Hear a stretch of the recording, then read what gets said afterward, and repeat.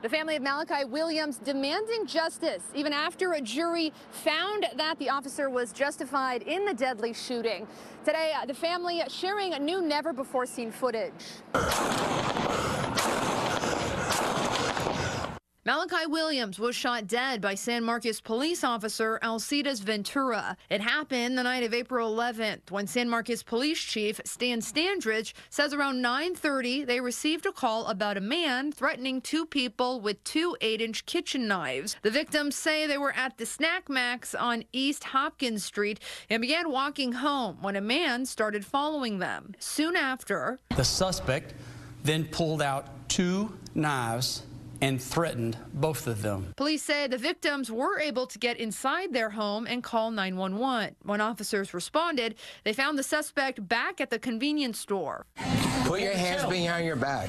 Video footage shows the officer asking the suspect to place his hands behind his back.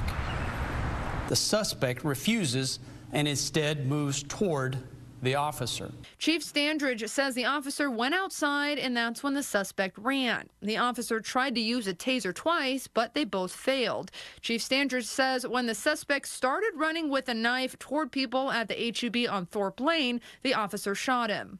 22-year-old Malachi Williams was pronounced dead at a nearby hospital.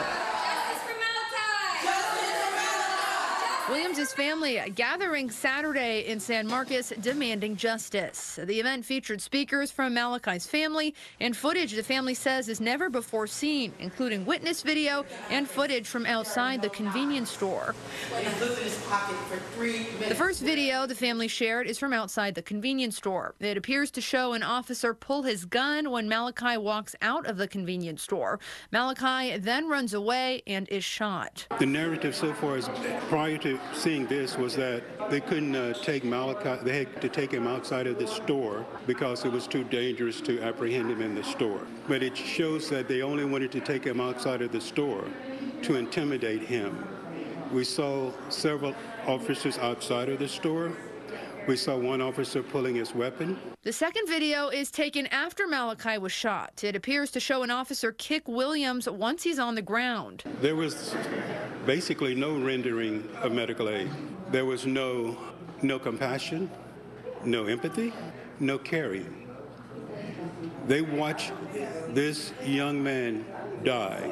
In a press conference, Standridge addressed the rendering of medical aid. In this particular case, multiple officers arrived and a fire marshal.